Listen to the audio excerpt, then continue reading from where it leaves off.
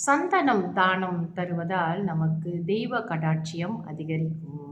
தொடர்ந்து பசும் பொன் சேர்க்கை இல்லாமலும் குறைந்தும் இருக்கும். சாஸ்திர ஞானமும் இவர்களுக்கு இருக்காது.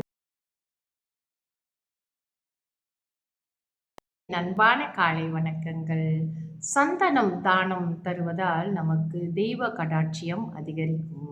தொடர்ந்து இன்றைய பஞ்சாங்கம் பார்ப்போம். இன்றைய தேதி 5ஆம் தேதி 6ஆம் மாதம் 2026 வெள்ளிக்கிழமை, தமிழ் மாதம் வைகாசி. இன்றைய சூரிய உதயம் 7:03ற்கு, சூரிய அஸ்தமனம் 7:21க்கு. இன்றைய திதி தேய்பிறை பஞ்சமி. தேய்பிறை பஞ்சமி முடியும் நேரம் ஆங்கில தேதியின் முறைப்படி 6ஆம் தேதி அதிகாலை 3:50க்கு முடிவடைந்த சஷ்டி ஆரம்பமாகும். இன்றைய நட்சத்திரம் திருவோணம். திருவோண நட்சத்திரம் நமக்கு 60 நாளிகைக்கு இருக்கு. நாளை காலை 8:33க்கு திருவோண நட்சத்திரம் முடிவடையும். இன்றைய யோகம் மரண யோகம். நல்ல நேரம் காலை 7:03 8:35 வரை. அதன் பிறகு காலை 11:09 11:39 வரை. மத்தியான வேளையில் 2:13 4:16 வரை. மாலை வேளையில் 6:19 7:21 வரை. ராகு கால நேரம் காலை 11:39 மதியம் 1:12 வரை. யமகண்ட நேரம் மாலை 4:16 5:48 வரை. கூலிகன் காலை 8:35 10:07 வரை. சந்திராஸ்தம ராசி மிதுன ராசி அன்பர்களுக்கு இன்று சந்திராஸ்தமம். இவர்களுக்கு நாளை இரவு 9:34க்கு சந்திராஸ்தமம் முடிவடையும். இன்றைய விசேஷம் திருவோண நட்சத்திர விரத நாள். தொடர்ந்து இன்றைய ராசி பலன் பார்ப்போம். மேஷ ராசிக்கு குழப்பம், ரிஷப ராசிக்கு இரக்கம், மிதுன ராசிக்கு சோர்வு, கடக ராசிக்கு கவலை, சிம்ம ராசிக்கு இன்பம், கன்னி ராசிக்கு துணிவு, துலாம் ராசிக்கு வேதனை, விருச்சக ராசிக்கு ஆதாயம், தனுசு ராசிக்கு அனுகூலம், மகர ராசிக்கு சினம், கும்ப ராசிக்கு நன்மை, மீன ராசிக்கு சுகம். தொடர்ந்து சுப ஓரைகள் பார்ப்போம். சுக்கிர ஓரை காலை 7:03 8:04 வரை. புதன் ஓரை காலை 8:04 9:06 வரை. சந்திர ஓரை காலை 9:06 10:07 வரை. குரு ஓரை காலை 11:09 12:10 வரை. சுக்கிர ஓரை மதியம் 2:13 3:15 வரை. புதன் ஓரை மதியம் 3:15 4:16 வரை. சந்திர ஓரை மாலை 4:16 5:18 வரை. குரு ஓரை மாலை 6:19 7:21 வரை. தொடர்ந்து நம்ம கிரகங்களின் ஆட்சி உச்ச நிலைகள் நமக்கு எப்படிப்பட்ட பலன்கள் தரும் என்று பார்த்து இருக்கிறோம் இல்லையா?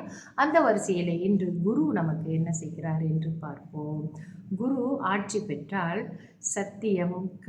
சத்தியத்தை கடைபிடித்தல், ஞானம், தத்துவம், ஆன்மீக சிந்தனைகள் இவர்களுக்கு நிறைய இருக்கும். அரசர் நேசம், பிரபுத்துவம் மற்றும் சேனாதிபத்தியம், அரசியல் பதவி போல் அனைவருக்கும் வேண்டியவராக இருப்பார்.